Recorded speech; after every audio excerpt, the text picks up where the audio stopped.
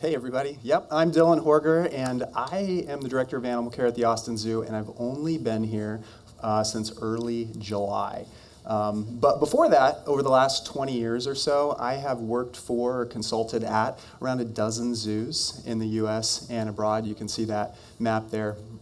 And tonight, I'm going to talk about some early childhood experiences that set me up with the skills needed to advance animal care in zoos across the country and hopefully here in Austin too. So to tell my origin story, I was born in Las Vegas, Nevada, in the outskirts of town. And one time when I was maybe 8 or 10 years old, I went to play in the backyard and I saw a hawk on our fence. And this was no ordinary hawk. This was a tame hawk. It allowed me to get like within arm's reach before it casually flew up, landed on our roof of our house. So I ran inside, I told my parents, they called Fish and Game. Fish and Game actually came out and trapped this hawk. And they showed it to me up close. They showed me the bands on its legs and said that this was likely a lost falconer's bird. I'm like, what's a falconer? And it's somebody that trains birds of prey to hunt and free fly. That's all I needed to hear, and I was sold. So I got my falconry license when I was 15 years old. This is me with one of my first birds. And after college, I became a free flight bird trainer. Yes, that is an actual job. And I produced bird shows at zoos across the country, learned how to fly a bunch of birds. How does that relate to zoos? Well, zoos started, animals have been in captivity in some sort for thousands of years, since the dawn of recorded history. And they started in private collections, wealthy people to kind of show off to their friends, right? But even up into the early 1900s, that photo down below, that's the Philadelphia Zoo in like 1920. You can see how small that exhibit is. Just small iron bars, tiny little pool for those polar bears there.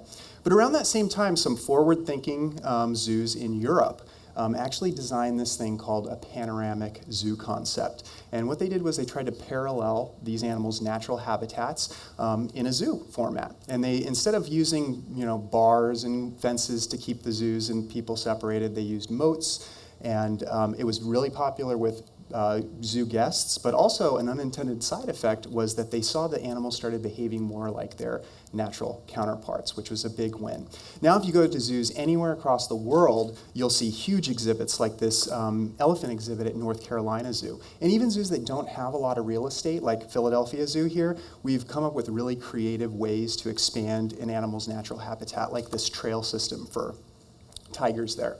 So since then until now, we've gotten really good at a few things of animal welfare in a zoo environment. We've gotten really good at formulating animal nutrition. We've gotten really great at replicating those natural environments. We've gotten really great at veterinary care, physical health. But what's really new and new science is behavior modification, and how do we use that to increase animal welfare, right?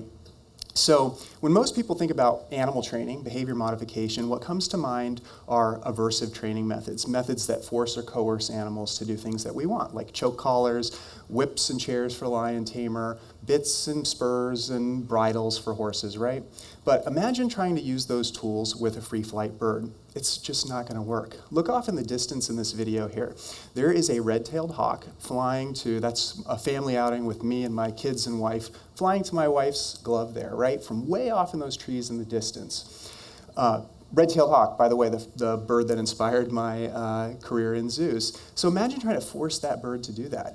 There's no possible way, right? And the cool thing about this video actually is we just put that glove on her for fun, and that's the first time that bird flew to her. So a really great demonstration of how these positive techniques generalize confidence with animals. So you can do some amazing things when you use those positive reinforcement techniques, the same ones that I've used with birds growing up my entire life, with animals in zoos. You can do things like train this orangutan here to do a voluntary ultrasound to keep track of safely progressing pregnancy of both mother and young. You can do, this is a really shy animal called a maned wolf that is in the late stages of voluntary injection training. Imagine how much less stress this animal has by lining up and participating and allowing itself to be voluntarily vaccinated rather than forced to do so, right? All positive, all amazing stuff. Voluntary injections, blood draws. And then this video with another orangutan. Now, I promise you, we are not giving this orangutan a vape pen. This is a nebulizer, and we train this orangutan, right? Train this orangutan to take in this nebulizer, to breathe in. Look how deeply this animal's breathing in that medicine, right?